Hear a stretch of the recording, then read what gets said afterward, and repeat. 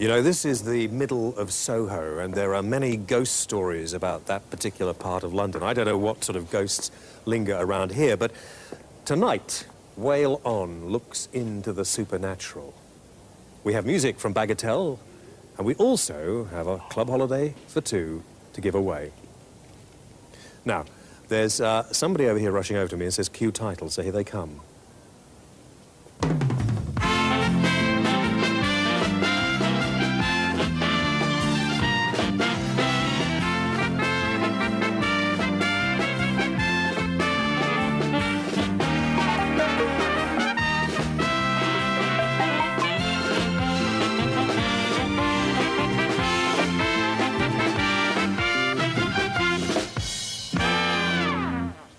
I don't think there's anything up there.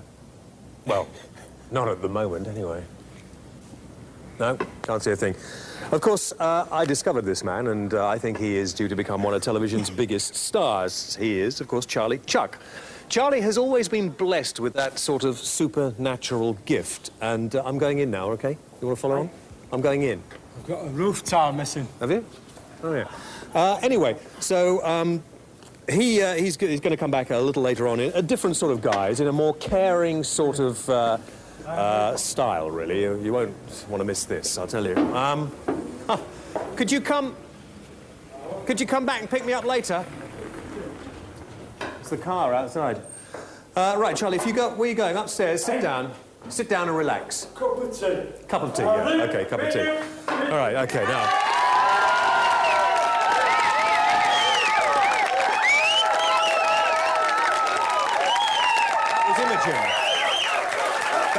That was Imogen.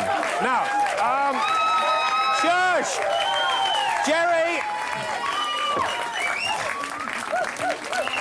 Listen, I know the tie is pretty funky, but control yourselves. Jerry, ghosts. Your parents had a problem. Yes. This was some time ago. When I was 18, we lived in a haunted house. Organ music, little girls appearing at the bottom of the bed. So, oh, no. No. Yes, So much so, James, my father suddenly came to us at 1 o'clock in the morning. Oh.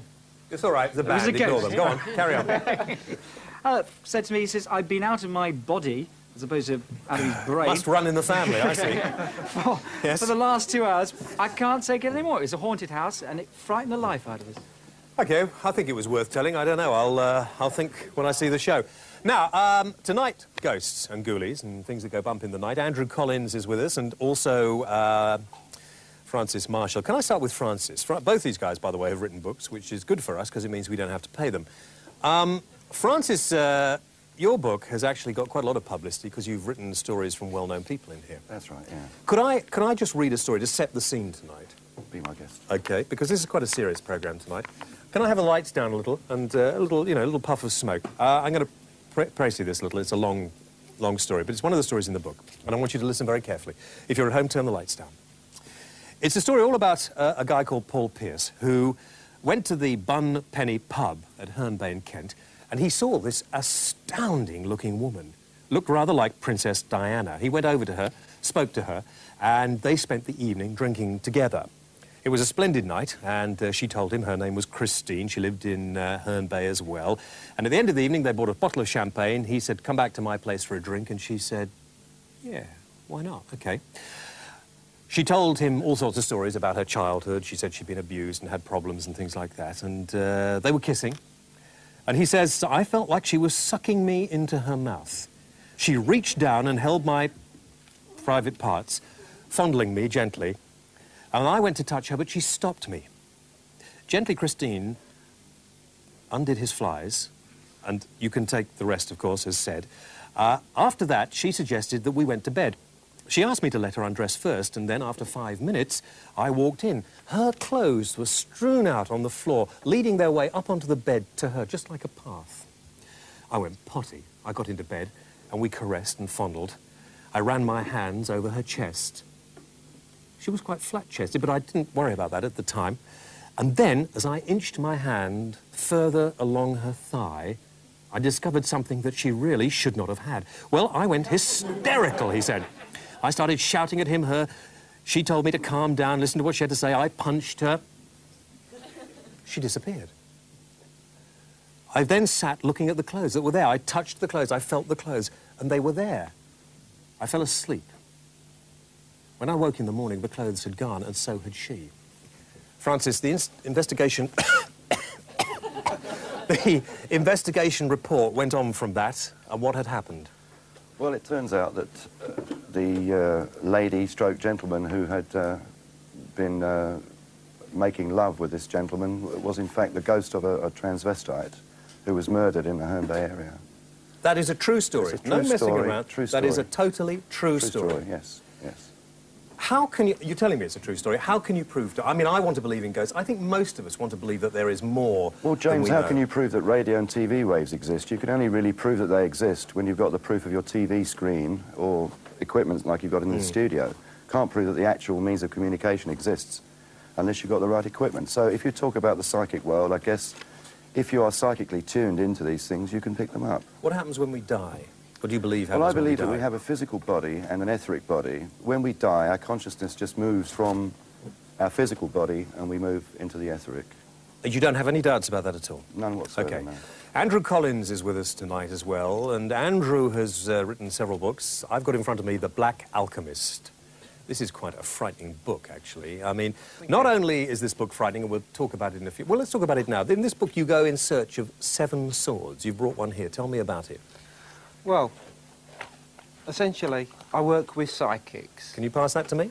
Tell me about this sword. And a long time ago, we decided that instead of trying to prove psychic abilities, because as far as I'm concerned, they exist, why not just work with these psychic messages and see where it leads you? The proof of the pudding will be in the eating, so to speak. Yeah. And Now, the first you went proof on- of the pudding was that. It sounded to me more like a film script, and if nobody has thought about doing a film about it, then it would make a great film. But No. against, so one might ask, you see, whether you're just in it for the money. But Well, if I am, I haven't had it yet. this sword, and on this show you won't be getting it. This sword is how old, do you reckon? Oh, it's only 1880, that one in particular. Yeah. But Because it I was- was going to say it doesn't look very old. No, it was concealed within the foundations of a footbridge by a lake in the Worcestershire landscape. How And, did you know it was there? Well, psychic messages from more than one source had suggested that we were after some sort of artefact. And we then backed it up with historic research. You were And- led to find this Yes. by spirits? Yes. And you got all 7 of them? Yes, we have Why? now. Why? Well, you tell me. I mean, are you a sword collector, or is there a point to no, this? I mean, not at all. why did you collect these? Well, essentially, they've all come out under mysterious circumstances, strange, psychic, mystical circumstances. And the messages implied that they would all be brought together at some point for some sort of event. Is it evil? No, I don't think so. But you don't know. You've got the bloody swords, and you don't know whether it's evil or not. Well, you tell me, you're holding it. Okay, well, I feel okay at the moment. Now, in The Black Alchemist, it sets out as well that you track these psychic powers and you come in contact. And the hurricane of... You'll enjoy this. Now, listen to this. The hurricane of 1987 was more than just an ordinary hurricane. In fact, you could be called responsible. I don't think responsible is quite the word. But, I mean, there's every indication that when a great natural catastrophe like that comes along, that there are certain people that believe that they can tap some kind of supernatural power from these and wield it in different directions. And this is indeed what happened at that time. And that on the night of the hurricane, the 87 hurricane, people across the country began to experience very vivid nightmares and visions which seemed to link in with it. And many of these weren't even in the areas where the hurricane struck. So you reckon that all this messing around you've been doing there was a psychic phenomenon that caused that hurricane? No, no, not us, no. Oh, was it? You're Certainly. not going to take No, full Mother responsibility? Earth, perhaps. OK, we'll talk more about this a little later on. Ladies and gentlemen, Andrew and Francis.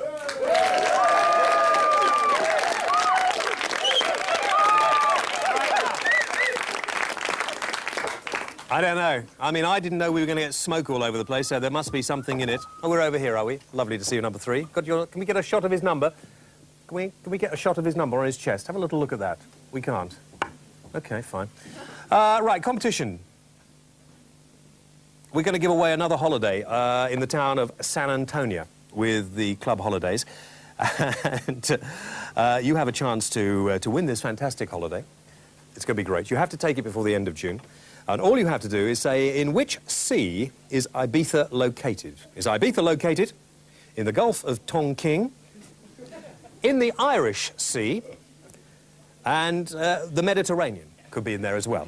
So if you think you know the answer, it's a difficult one, that. Ring this number, 0891 900 007 now, and you could have this club holiday for two. Right. Imogen. Sorry? What? What do you mean, no, Michael? What were you going to say, Michael? Spit it out quickly. OK, well, just be quiet now, please. OK, right. Imogen, are you OK? I've got to go over there and come and see you, Imogen, because I don't think your microphone is working. Hang on just a minute. I've got to talk to the painters as well at some point from the Central St Martin's School of Art. That's great. Let's go, James. Let's go. It's good, isn't it? Yeah, go for it. Wow! Oh! Shit. Right, anyway. Fine. Good. Now, ladies and gentlemen, please welcome health expert Imogen.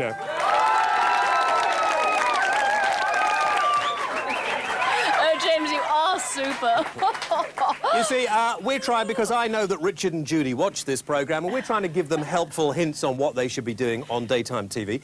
Well, tell me, come on. Well, of course, James, you know, they're up north, and this is how we do it in Kensington. You see, all my girlfriends, we all pitch up at my place at 11 o'clock on a Thursday morning, and after 11's as we get to it. Do you? Yes, and what we do is detoxify, because after one's third cesarean, which is a rarity in itself, one finds one's got a lot of toxins still floating around one's system. Now, what I do is, it's a matter of breathing, and out, and it's a little painful, but it is all worthwhile in the end. And as far as the colonic irrigation is concerned, we have a cheap and cheerful method, and providing you have a vacuum cleaner with a hose and a little light Dettol round the rim, anyone can do it. That's a very good tip, isn't it? It's a very good tip. It's all a matter of confidence, and James. I also believe the royal family are very much into this colonic thingy. Irrigation, yes. Oh, good. Fine. OK, well, we'll have... The less said about that, I think, the better, James. And I'll show you how, within the course of this show, your body can be completely cleansed. Good, good. Lovely, Imogen. Right, now, ladies and gentlemen... Sorry, Jeremy, I'm with you, aren't I? All right, Jeremy? Good boy. Right, ladies and gentlemen, live from Dublin tonight, please welcome Bagatelle!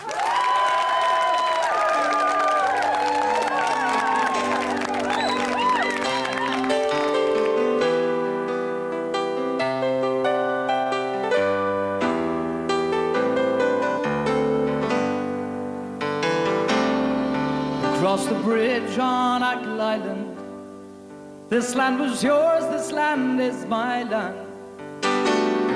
Lilac on the windows and laughs into the night. Jokes and smokes and stories, we knew we'd be alright. Beers and tears by the ocean till the early morning light. And if you ever come back from England, I'll be waiting at the key. And if you do, I wonder if you'd be glad to see me. I have often thought about you and the way things used to be. But if you ever come back from England, will you ever come back to me?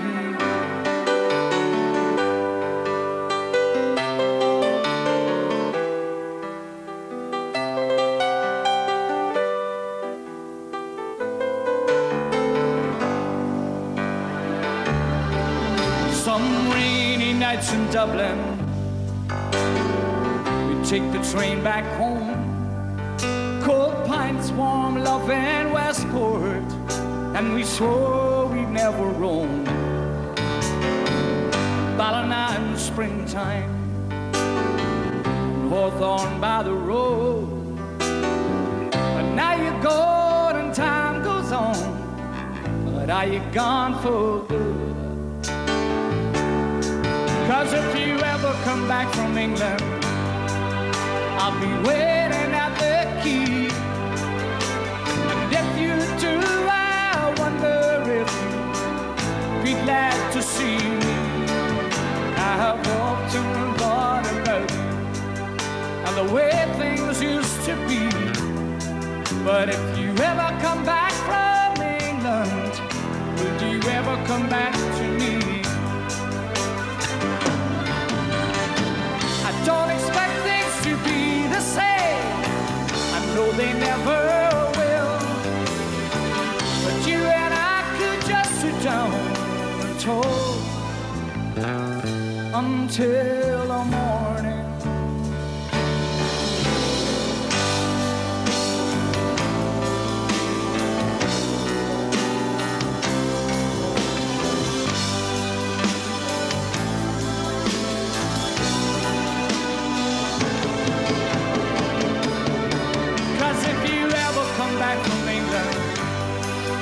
I'll be waiting at the key.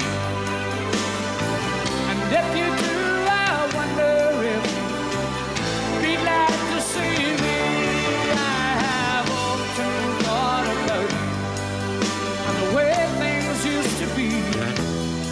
But if you ever come back from England, if you ever come back from England, if you ever come back from England, will you ever come back to me?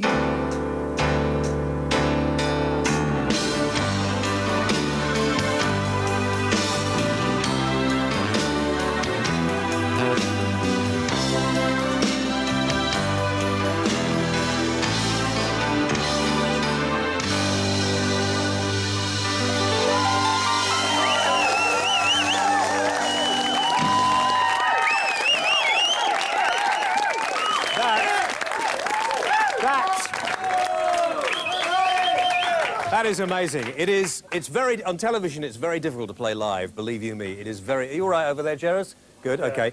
Liam, that was brilliant. Bagatelle have been around for a while. Perhaps we haven't heard too much of them in this country. Or you did have a couple of top 20 hits some years ago, didn't you? Yeah, we did. We had a lot of successful stuff in Ireland. We were together 14 years, actually. We hate to admit it sometimes, but... we had one record released, actually, in Britain some years ago, which went into the top 70 and now, Liam is interesting. Sorry, go ahead. Because I'm going to go to a break in a minute. Liam actually was pipped by 1 point to win the Eurovision Song Contest. Is that right? Yeah, a couple of points a couple of years ago. Yeah? Yeah. Luckily enough, I had money on the winning song, so we didn't lose too much. And if you haven't been to Dublin for a Saturday night out and to see the music over there, people should get over. I think it's quite incredible. Musically, it's an amazing city. Right, will you do me one favour? For being on the show, playing that's your new single. It's called When I... If You Ever Come Back from England. If You Ever Come Back from England. Could you get me on the Gay Byrne show?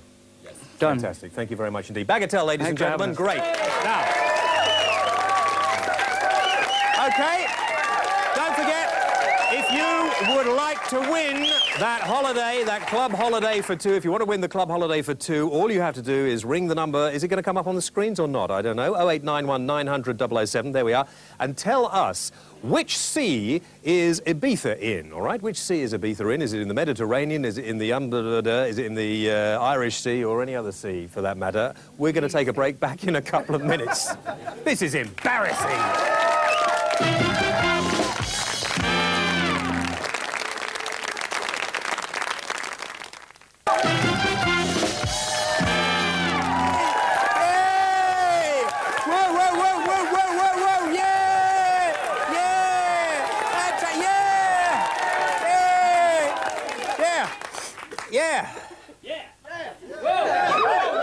Oh, it's me. Right, OK. Our friends from Central St Martin's School of Art are here with us doing the decorating again. And this young festival over here was wonderful, wonderful whale on T-shirt exclusive. Show them.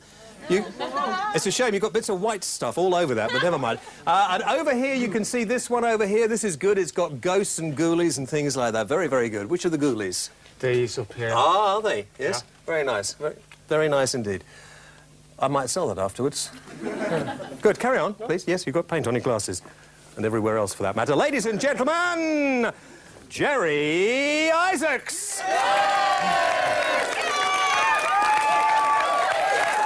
Oh, sorry. Gary Jacobs. Being a dyslexic is my Gary Jacobs and Jerry Hayes, I just can't get it together. We're so different in appearance, though. Haven't you noticed I'm slim and he's so large? Yes. Well, at least you're sensible. Yes. Yes. Sensitive. Yeah. Could I just, before you go on, you may remember we gave a holiday away, a 20s holiday for 2 away. I'm trying to see where it went. Where was this holidays we gave away? Where did they go to? Skiing holiday. It was a skiing holiday, and the winner was Kim Ashford of Reigate in Surrey. Well done, Kim. Well done, Kim. Legal advice time. Here we go. And may I say, you are looking so good. We've got a letter here. We've got several letters. Let me read this one to you. It says it comes from D. Cooper from Hayward in Lancashire. Basically, she was asked by a company if she would like to place an advert with them to sell her car. We've all heard this. She cannot remember agreeing, but they want the money. They rang her up and she said no, but then they sent her a bill. They claim that they recorded the conversation. Are they allowed to do that? Well, I think she should ask them to send them a copy of the recording, and until they do, she should not pay them. But it is possible to enter into a contract over the telephone, and you would be liable if it could be proved that you did enter into it. OK. Things like personal information that appear in the ad could really only have come if she'd have actually given it to them. Right. But if I may say about cars, there are firms that see ads and go and repeat ads and claim that you put them in. You cannot trust anybody. No, no. Mrs. M. Lancashire from Old Farnley in Leeds has written to us, and she said she's divorced from her husband. One clause of the divorce stated that she had to get her husband's permission to get her 3 children a passport. She wants to go abroad. He will not reply to her letters. What can she do? She can go to the court and ask for the court to grant a passport, to grant leave for her to apply for a passport. No problem at all. OK. If you'd like to write to Gary... And don't do that. James, there's a picture of a whale. What would they have put there if your name had been James Pratt? Could we ask that lady there? Shut up. No. No. My learned friend oversteps the mark slightly, if I may. I was going to say that if you have a problem, a legal problem that you think he could help you with, then all you have to do is write to us at Whale On, MMTV, 5 to 7 Carnaby Street, London, W1. Next question. Lady there. My friend, she's just got rid of 2 squatters from her flat, and she's recently found out they've sold a lot of her furniture. Is there anything she can do about it? Well, if she can locate where they are, that is in fact theft. That is the answer. Report it to the police, have them prosecuted, the court can order compensation, or else she can sue them. But I'm afraid to say that's as far as it goes. If she could actually trace where the property went, she could possibly recover it. OK, let's have the next one. There's a gentleman there, I understand, has a question. Yeah, I've been asked to appear as a witness in court about a disputed car accident. Do I have to appear? Well, if you're not served with a witness summons, then they're going to have to serve you with one to compel you to go. But if you don't go, you can actually be put in prison. You can be arrested, a warrant can be issued, and you can be kept in the cells until such time as your evidence is needed. So if you are required as a witness, I think it's your public duty to come forward and to give evidence. Yes, so if you need a must do holiday, it. you know, don't go, all right? Sorry about that, but you must give evidence. One quick question, one more. Anybody, there's a lady over there, she's always got problems. She said she was a virgin before. Oh, that's right, yes, she is. That was in the break. Hello, Virgin. Have you not got a legal problem? I don't have any questions. You don't have any questions? Fantastic. We'll see you again later on. God, I'm sorry about that, because you ran out of time with all that. You see, messing around and calling me a prat. That'll teach you. Ladies and gentlemen, Gary Jacobs. OK. Now, if maybe you do something that you'd like to come and do on this programme, maybe you have a point for Jerry, Gary, whatever his name is, or you would like to do something to get on this programme, we have a reaction line. You can ring it and leave us a message. The number is coming up on the screen. Ring that number, leave your messages. There's the number. It's 0839 500 806. Now, back to Imogen. OK, Imogen, how are we doing, dear? Marvellous, marvellous. Yes? Oh, yes, I mean, you do look fit. You do look fit. Very, very fit indeed. Let me show you. Yes, that's very, very good indeed. You see, as I mentioned earlier, I had 3 cesareans. So one developed something of a duct where all the toxins can, in fact, accumulate. And do you find that the toxins are you doing harm in your body? I mean, do you want to get They them? are. They are. They're Yes. fatal. Positively fatal. But one massages them round to the front, and let me show you, being used to, as I said, You're not going to do it if anybody's... No, the toxins. Okay. Yeah. And there we are. Oh, yes. Oh, dear me. Marvellous. And that's all pus, James. Is it? All pus. You'd be amazed. You'd be absolutely amazed how much is actually in you. But it's so much better out than in, don't you agree? So much better out. And you see, we all have it in us. All of us have it in us. It's a matter of massage, apply, and slice. And it's all there. It's a little pain. One braves it for a moment, but it's all out. And I do feel so much better for it. You do? I do. You do. Fun. Do you know, I thought you're not related to that lady who does that programme on BBC during the day, are you? The one who... who's what's her name? I can't remember her name. That rather one with the teeth. I can't remember her name. Anne somebody or other. Anyway, because you should be on there doing that. That's so much better. May we just say, actually, may we just say that if you're thinking of doing that at home, don't. Be guided by Imogen. Go to her clinic. Imogen, thank you very much indeed. That's lovely. Thank you so much, Bye. James. I'm glad to find you.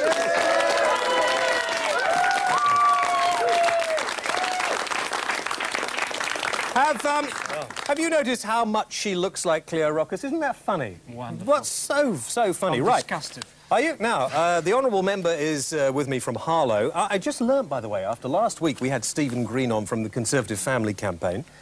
And you used to be a member, didn't you? Oh, and I resigned in protest. You used to be a member. He's very anti-gay, and I'm glad he's not on this programme. I know, because where would you... No, yes. afraid the ghost to put the willies up in. No. That is not funny. That is not funny. This man gets more fan mail than anybody on this show from guys, and he... Well, Guy's Hospital. Guy's Hospital. No. Why don't you come out on the programme and admit what you are? Thank you very much. God bless you, James. I have Writs in the post. I have a letter here from... I have loads, but this one will do. It's got a PS that says Gary Jacobs' grill. It says, Dear James, what an offensively stupid little man Jerry Hayes is. True. To suggest thank you, Dad. that a general election which 2/3 of the country voted against the Conservatives is efficient to give a democratic referendum on Maastricht. Yeah. Less than 51% wasn't enough for the and it goes on and says you should have, you know... was it written in green ink? No, it was written very properly. And I told you last week, it's about time you're a company. You're a government. Yeah, BCCI, we've seen on the news over the last few weeks the Common Select Committee talking about it. Everybody suggested that because, of course, the Bank of England were guided by the government, that maybe the government should pay to a lot of people who've lost everything compensation, and the committee seemed to come out in favour of it. Unfortunately, members of your party put the mockers on. Why? I think we put the mockers on. What we're doing is we're still looking at ways how we can help those particular pensioners. And I've got a load of pensioners in Harlow. We set up a rescue fund. We're trying to get money back from the various other areas, and that's what we're doing at the moment. Capping's good in Harlow, isn't it? Capping is very good in Harlow. Harlow. Absolutely right. Do you know, if there wasn't capping in Harlow, people in Harlow... This is local government. It's been in all the papers, well, Jerry. yes, I know, but for those who may be not au fait with this, it means... You slipped out, sorry. Never mind about that. You slipped out. If we didn't have a cap in Harlow, people would be paying £2,000 council tax. You slipped out of the... I beg your pardon. What was that? It's the painters again. Breaking wind. You slipped out quite nicely about the BCCI compensation. Yes, you did. Didn't. Come on, I was saying the truth, actually. We're trying to do everything we can to help those people. Very important. Can we have a look over? Is it the one over there that's making the noise in the red? Look at this. He's from Harlow, actually. Are you from Harlow? He's from Harlow. Oh, no. No? Yes, you OK, are. all right. What is that? It's a woman with about 12 breasts. It's a woman with about 12 breasts? Yeah, well, there we are. We might actually send that one to Norman Lamont. He might like that. Ask Norman if he wants that one. A bit down the bottom, James. Those are feet, dear. Those are feet. OK. Last question for Jerry while I walk back to my table over here. Jerry, is it true you're going to put VAT on newspapers? Certainly not. Only Scallywag and the New Statesman. OK. You're sure? So if you ever... You can trust me, I'm a politician. Yeah, I know. Trust desserts. OK. I have to tell you, we keep Jerry on the show because Jerry is a brilliant warm-up artist, and at Christmas we're going to send the tapes out of what he does before we go on air with the audience, and you'll love it. Now, let's get back to things. Welcome to my next two guests, and we're talking, of course, about spooks and things that go bump in the night, and I've got Ian Rowland and Wendy Grossman with me. Ian, you're from the British Skeptics. In fact, you do some sort of sceptical stuff yourself, don't you? Yes, I've been endorsed as psychic a couple of times by papers and some TV shows, lesser TV shows, not as grand as this. You're a con artist, basically. Total con artist, absolutely. But I think that, I mean, one of the things I haven't done is try and create ghosts and spirits and things walking through the night. Could you? It's not something that generally gets reported because people have faked it. It gets reported because people are being quite genuine and sincere about what they think they've seen. The argument really is, what's going on? Are they seeing something external to themselves, like I'm looking at you now, or does it proceed from their own emotions and feelings? I guess that's the sort of basic... All this sort of psychic jewellery you're wearing, you know, the silver stuff, is it? And the long finger... I noticed you've got very long fingernails. I play the guitar. Oh, you play the guitar, I see. Nothing to do with it. Okay. That's just me. Yeah. Sorry. Do you do some psychic... Can you do anything for me? I wasn't asked to. Weren't you? No, I spoke to David and said, do you want me to do anything? And he said, forget it. David, where are you? Oh, sorry about that. Hey. That nearly got the camera down. What? Invite me back next week and I'll do something for you. What would you do? What do you want to see? Spoon bending? Can you bend spoons? Oh, I saw you do that on television. I could see how you did it. You cut a little thing underneath it. No. OK, well, we'll think about it. I'll think about it. If you're good tonight, I'll invite you back, OK? Thank you very much. If you're good tonight... If you're good tonight, I might come back. Wendy... there is now absolutely no chance of you coming back. That's a relief. Wendy Grossman. Wendy... Oh, by the way, how is Lloyd? That was a bad joke, never mind. OK, fine. I used to be asked about Stefan. Did you? Stefan Grossman, the blues guitar player, because I used to be a folk singer. You look folky, actually. Now, you're the founder of Skeptic magazine. Is there nothing after death? I mean, are you two here to tell me that we just turned to cinders and there's nothing? People confuse skepticism and cynicism. Skepticism is simply saying, we'd like to see proof. We'd like to see good evidence. Yeah. But some people tell you evidence, and these books we were talking about earlier, don't you believe that? Is that not good enough? I thought Living with Spirits sounded very much like some of the collections of urban legends I've heard, where the stories are great, but you've heard a lot of stories just like them, and when people do trace them back, they find generally that it happened to a friend of a friend of a friend of a friend, you know. I mean, you know, the one about the babysitter who put the baby in the microwave, or the story about picking up a ghost someplace on the road is a very, very old story. If you go, in fact, as a former folk singer, I mean, it sounds like many of the old ballads and folk tales that you hear. So you're not prepared to say there's nothing there, you just want some proof of it? I'd like, yeah. I'd like a ghost to materialize right here, where I can sort of shake its hand. So would I, because that would be, if we could do that tonight, that would be brilliant. Great for the ratings. It would. Everything in this might be true. The point is that when it gets to the back and it says proof, it just isn't there. I mean, what they're saying isn't, hey, I mean, look at this. This is proof. I mean, he's got all these swords. It's a real thing. Now that I've got this, are you going to invite me back? I'll think about it. It's a real sword. It's a very dull sword, isn't it? But the point as to whether there was anything... He's been psychically hurt now. It's OK, I've mended it. It's Sir right. James. Yeah. The point as to whether there's anything psychic about his discovery is something you would have to look into and try and find something else. And I think it's a great story. Don't get me wrong, I was interested to hear it. But you are making a living, aren't you, out of being a skeptic? That's the one. I mean, you're going around making money out of being a skeptic. No, I'm not. Aren't you? No. Oh, you do other things too? Yes, I do. I mean, but you do a stage act that is sort of... I do a stage act in which we replicate psychic phenomena for about an hour and a half. And such as making cameras disappear and things. That was good, Jeremy. Now, don't get touchy, Jeremy. Just stay there. You're all right. OK, sorry about that. I feel that there is something here tonight. You know, the things have been happening and going quite strange around here tonight. OK, so basically, you're prepared as well to be swayed. Yeah, if there's evidence there, I'll believe in it. Yeah. And if there isn't, then we can carry on asking. You but don't this think sort there of is? This sort of thing has been going on for well over 100 years. It goes back to Houdini's time. And when there's good evidence, we're prepared to look at it. OK, we're going to come back and talk about it a little later. Okay. Right. OK, ladies and gentlemen, please, for our guests, give a little report.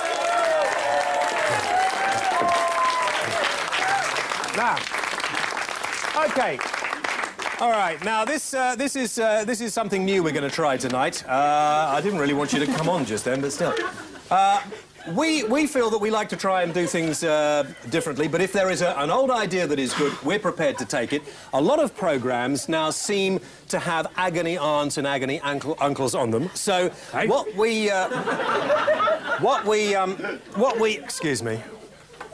we hope to do is create a new spot on the programme, and if you have any problems, however serious, if you would like to write to Uncle Charlie, then hopefully he will be able to solve your problems. Good evening, Charlie. I haven't had a good evening for 15 years. Why not? You know why. I don't know why at all. That thing's chasing me. I told you, it's not there anymore. It's gone. Where am I? Oh, good. Let's press on. I've got some letters. OK, I'm going to read some letters, and then Charlie is going to answer these. First of all, dear Charlie, this comes from Leonora Woodhead. She says, I've been having bad dreams for the past 2 years. I wake up trembling and in a sweat. Is this anything to do with my birth sign? Leonora Woodhead. Mary.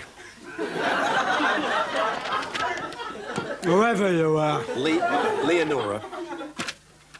Behind me is an ancient alternative zodiac found in a cave by a man called Dave in the 18th century. Donkey might not mean a lot to you. It means even less to me. Well, I hope Leonora will be if you look very to the right of the North Star, or we're at the left,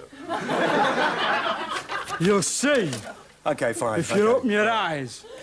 Can we listen? A cluster of stars. I can see them now. Okay. All right. Okay. Right. This is the second one. This comes from Benny Watson. All right. Benny Watson says they have shut the road at the Cat and Fiddle. What should I do? Benny. Yeah. Got his name right, anyway. Don't upset yourself. Fine, good. That's enough for that. Can we go on to the third? We've got a very important one here. OK, this says, Dear Chuck... Now, listen. Just now, come on. Just lately, this is serious, it comes from Mary Lamb. Just lately, I've been let down on my uppers. They have stopped my dole, and I have no money. I stole some meat from the butcher's shop. And when I was confronted by the police, I lied and deceived them. My marriage is on the rocks, and I'm seeing the doctor. Oh, that's sad. Oh, that is terrible. Oh, that is... What can she do? There's something crawling on me. Mary! Mary! My little flower pot petal face. The charge against you is that on the night in question... No. Christmas Day. Yeah. She stole a pig from a butcher's shop.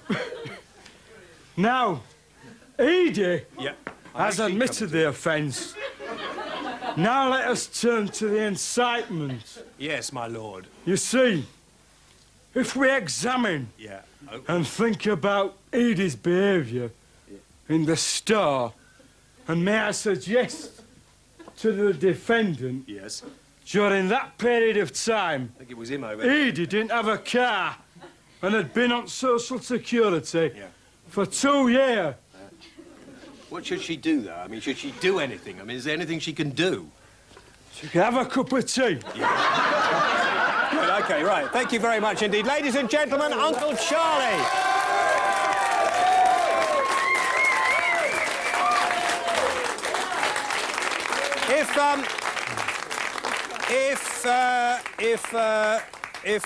All right, Jeremy, it's this one over here, Jeremy. Don't take the... OK, if you have a problem for Charlie, write to us here at MMTV, 5 to 7 Carnaby Street. We'll see what we can do. If you'd like to win that holiday for two, club holiday for two, all you have to do is answer this one question. Which sea is Ibiza in? Is it the Mediterranean, the Irish Sea, or the Welsh Channel, or something else? And ring this number coming up on the screen now, 0891 900 007. We will rush back, as Wogan sometimes says, in a couple of moments.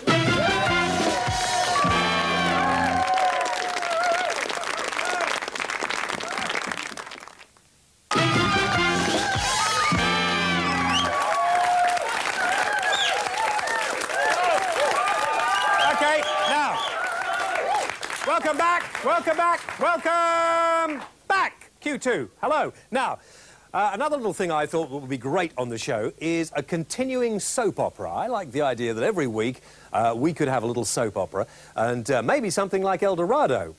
No, I have got something even better. It arrived in the post earlier this week, and it is marvellous. Now, our where are we here? Is John Spring and Donald Munro. Are you here?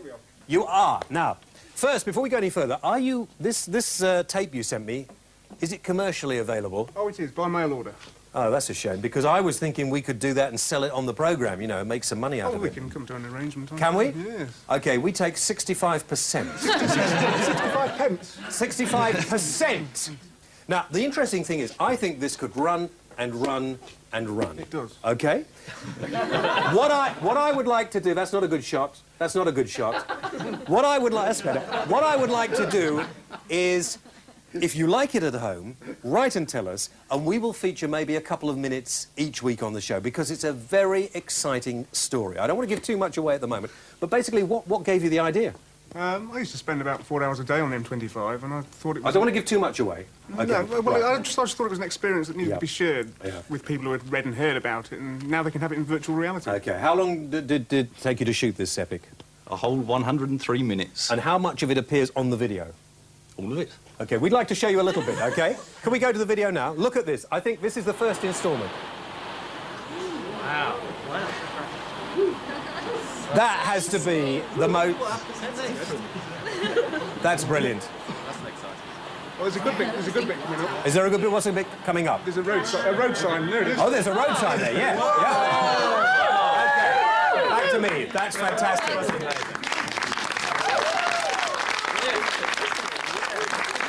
I think it's a great idea, OK? M25, the movie, which charts the course of our two friends here as they travel the complete circuit of the M25. A whole 103 minutes. And it's only on sale by writing to us and finding out what their address is. And I think, if you like it, we might serialise it every week. Thank you. That was so exciting. Thank you very much indeed. Donald and James. John.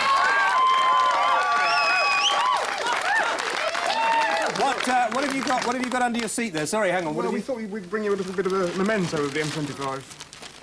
Yeah. Hang on, get it out quickly. I want to get back to my spook bits. What? Oh! Don't spoil it for me. That is lovely. Thank you. Oh, thank you very much indeed. Thank you. Hey! Good. OK. Now, back to ghosts. Are there such things? Are there not? George Cranley. Where are you, George? In the front. OK. George, you're from an organisation called Noah's Ark. Tell me what that is. It's a society which was formed to promote physical mediumship, which was very prevalent around about the turn of the century, and is now making a comeback, in that spirit people materialise, can be seen, touched, felt, heard. Have you seen these? I mean, have you... Yes. Because Ian in the audience here, up behind you, and Wendy from Skeptics, who are both skeptics, would like to believe, like all of us, if they see some proof, but they haven't actually seen anything. No, I have every sympathy with them, because I was sceptic myself until such time as I had the experience. I have seen people materialise as solid as you're standing there, held them in my hands. No, go on, you got on.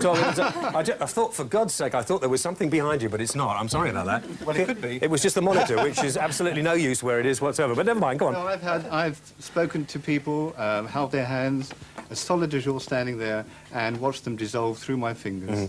And so could you help Ian and Wendy here? Not at the moment, no. No, not now, I know, but could you later?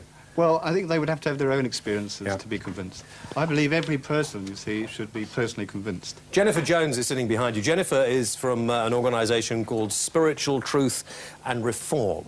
Yes. That's a very highfalutin title. What does that do? And those people sitting around you are all sort of, they've got auras, haven't they? Well, they've got spirits and Everybody stuff like has an aura, yeah. yes. What the state of the aura is another matter, but everybody has an aura, certainly. The Spiritual Truth and Reform is a new organisation that's just been set up. There's a lot of interest in the spiritual matters. Yeah. OK, sorry, your arm's just hurting. You carry on. You want me to hold on for that? Go on, you carry on. Go on, no. Am I going to carry on? Yeah. There's a lot of interest in spiritual matters, and we're very keen to get at some of these people and it's hard work. Yeah. give information so that people can find out for themselves what the spirit world is about. OK, a serious point. We're messing about, but a serious point. Are you totally convinced? I mean, yes. if I held a gun to your head and said, you know, this doesn't work, does it? Would you say, I'm sorry, it does? I'm sorry, it does. And you would, when you're dead, you know there's something else? Oh, yes. Somebody over here, right in the front, over this way, dear, in the front row. Tell me what your particular angle is.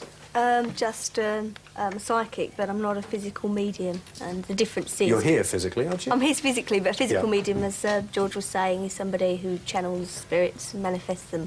I'm somebody who just picks up psychic information, whether it be in a pub, indoors, outdoors, at a site, anywhere, about the place or about anything. Do you get feelings? Usually, but they're usually just as a side effect of more accurate information that comes through, like names, dates and places. Does this only happen when you're sort of sitting quietly, or does it happen when you're walking along the street? Well, sitting quietly helps, but, you know, it can happen any time, any place, anywhere. You know, So it's just a thing you develop, and you get used to being able to do it anywhere. You know. You do it anywhere? Yeah. Yeah? Anywhere at all? OK. Has anybody in the audience ever experienced a ghost? Has anybody seen a ghost or not? There's a... Yes, go on. That's the lady in the teacher, actually. We have a few school children with us today, and this is their nanny. OK. Well, I'm Miss Skeptic. I don't know, you've got to get a bit closer there, Mike Man. That's it. Mike Man. Yes, go on. I'm Miss Skeptic, as I said, and last year I was lodging in a 15th century... How you can be sceptic with those earrings, I have no... a 15th century manor house, and... you were squatting in there? Yes, and I was asleep, and some woman... Headmaster know about this? Some woman came to the door and spoke my name. Open the door. Said your name? It was Bernard. No, that was a lie. It's my name, Haring. OK. So, go on. Well, that was it, that was it. Then I thought, oh, it's a ghost. Went back to sleep. But you're serious about that? Yes. You're yes. absolutely serious yes, about that? I am, yes. How do I mean, Wendy, OK, it's different. People laugh. There's a little nervous laughter that you can hear, see, when we talk about these things. I mean, you know, George down here in front, he looks sensible chap. He looks like he could be a bank manager. I mean, I don't believe he sort of fantasises. What do you think? And why is he so sort of convinced, then, and you're not? I think he's probably seen something that he didn't know how to interpret and put a paranormal explanation on. I mean, the fact is, look, I don't know. I wasn't there, right? But it's not up to me to explain something I haven't seen. But what do you think? In her case, it seems a little more likely that there's a weird state your brain gets into when you're going to sleep and when you're waking up, and you do see things and you do hear things. I've heard voices waking up. There's nothing paranormal about it. It's well understood. But George is telling us he's conceived, he touches these beings. Yes. You know, they're there, tangible. But there's a long history of physical mediums who were able to fool people. I mean, with all respect to George, who I'm sure is a very intelligent person, get a shot of George's face. Get a close-up on George's face. Can we get a close-up here? Get a close-up on George's face. Now, look. George, you're not lying to get on television. Nobody is impugning his integrity at all. I'm not saying he's lying. I'm saying he might be mistaken. That's all I'm saying. You might be mistaken. Yes. Well, come on, so George. might you. Well, exactly. I've investigated this subject for over 30 years, James. I've held long conversations with people I want to believe, by the way, George. Yes, well, I want fine. to believe. I don't mind. Doesn't matter whether you do or you don't. It's happened to me, and that's the important thing. Have you never seen a magician perform an effect you couldn't explain? I've had long conversations with David Berglos only fairly recently, and he says that almost any type of phenomena can be duplicated, but no magician yet has ever duplicated a materialization in the way I saw it. Alec Harris was this medium. He was a Welsh medium. He was never accused of fraud in all the years he worked. In fact, two reporters they got into a seance under false pretenses. They had a battery of photographers outside the window waiting, and they announced in their magazine that they were going to expose this medium. This was in South Africa, in Johannesburg, some years ago. When the person materialized, the guide, they made a grab for him. The other one went to the curtains, pulled them back, the cameras flashed. Alec Harris had an instant hemorrhage, blood poured out of his mouth, the materialization vanished. You saw that? Dissolved. I wasn't there, but a friend of mine was there. Have you seen similar sort of things? I've seen similar things, yes. You couldn't have been dreaming, you couldn't have been under the influence of drugs or drink? Eight of us there in an ordinary bedroom in a private house. I want to go over to Andrew. Andrew, you know, have you been frightened? Yes, once in a while. I mean, but it's a bit of a high in many respects. But I think the importance of what the audience is saying here is that, yes, of course, there should be scepticism, a healthy scepticism towards this subject. But on the other hand, I mean, most of the people in this audience have experienced things, as I have myself, as Francis has, and, you know, we are convinced. We can't convince other people. No matter how much we say, no matter what we do, it's not going to convince other people of personal experience. Francis, will you be writing another book? Will you carry on like this? Hopefully I will, James, yes. I've been asked to by the publishing company. Yeah. I'd just like to say one thing. There is a distinct difference between trickery and real psychic experience. So I'd just like to say, read Living with Spirits. Oh, good. Yes, go on, fine. It's got to be said. Let the British public make their own minds up, you know, really. OK, let me go back over here to Ian. I mean, Ian, you've heard this. You know, is there... What is it First of all, if anybody's got the idea that scepticism is about an automatic, knee-jerk reaction of, no, it's rubbish, no, it's not true, that's not my idea. My idea is if there's evidence and if there's proof, then I'm as open to it as anybody else, I hope. I'm interested in everybody's experiences, what they have to tell me about Have what's you been to a happening. séance? Have you ever been to one of these things or not? I've been to see some spiritualists, but not as many as I'd like. I haven't seen anything that's convinced me, but that's not to say I won't. What I'm saying is, I think this sort of discussion tends to come down to what do we feel constitutes evidence, what do we feel constitutes proof? And so long as we can talk about it, and so long as I can be open to their stories and their experiences, because there's some very interesting stories here, I'm open to it and I'm ready to listen. Thank you all very much indeed. Listen, we're out of time as usual.